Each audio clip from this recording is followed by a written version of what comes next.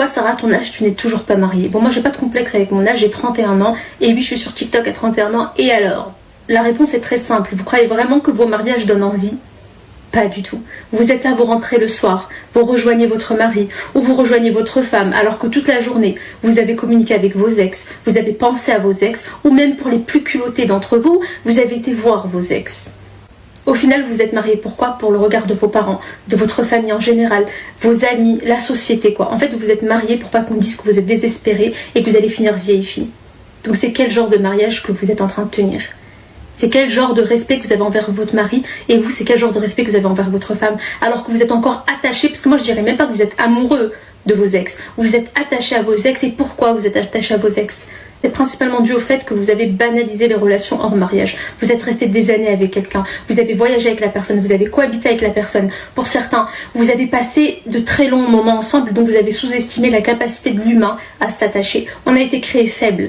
On a été créé faible. Ne sous-estimez pas votre faiblesse. On s'attache aux autres parce qu'on est humain et c'est normal. Donc ne banalisez pas le fait de rester des années avec une personne en pensant vous détacher complètement de la personne du jour au lendemain. Non. Et ce n'est pas forcément de l'amour, c'est de l'attachement. Ça peut être même de la dépendance affective parce que vous avez besoin en fait de vous attacher à quelqu'un. Donc ne croyez pas que si vous n'arrivez pas à oublier vos ex, que c'est forcément de l'amour.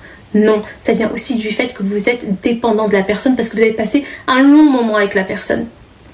Vous savez très bien au fond de vous que vous n'allez pas finir avec la personne, que vous n'allez pas vous marier, mais vous persistez. Au final, quand vous voyez vraiment que c'est mort, vous allez forcément vous rabattre sur quelqu'un d'autre parce que faut se marier, hein, c'est la pression de la société et tout, faut se marier, donc vous mariez avec quelqu'un, en général quelqu'un qui vous veut du bien, en général quelqu'un de meilleur que votre ex, mais vous n'avez pas la capacité de le voir parce que vous êtes complètement aveuglé par votre relation précédente, qui est une relation toxique et qui est une relation qui n'est pas bonne pour vous. Vous pensez que c'est bien de faire ça, de vous marier avec une personne, sachant que le mariage c'est quand même sacré, pour certains, pas pour tout le monde, vous mariez pour en fait oublier vos ex. Mais vous vous rendez compte de ce que vous faites à l'autre personne? C'est une personne en face, c'est pas que votre esprit est ailleurs. C'est tellement injuste, c'est tellement mal. Et ce que vous ne savez pas, c'est qu'à un moment donné, vous allez payer de ça. C'est-à-dire que ça va se retourner contre vous. On ne peut pas faire un mal sans que ça se retourne contre vous un jour ou l'autre.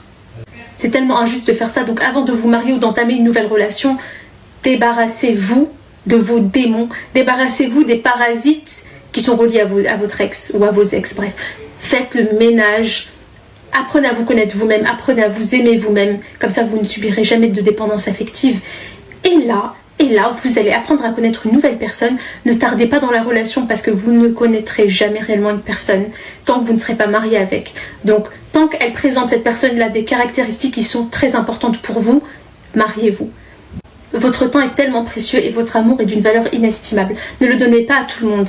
Gardez-le précieusement et donnez-le vraiment à la personne qui le mérite. Et ne vous éternisez pas dans des relations, ça ne sert à rien, ça n'est pas bénéfique pour vous. Voilà. On sait très bien quand une personne nous convient, on sait très bien quand une personne n'est pas bonne pour nous.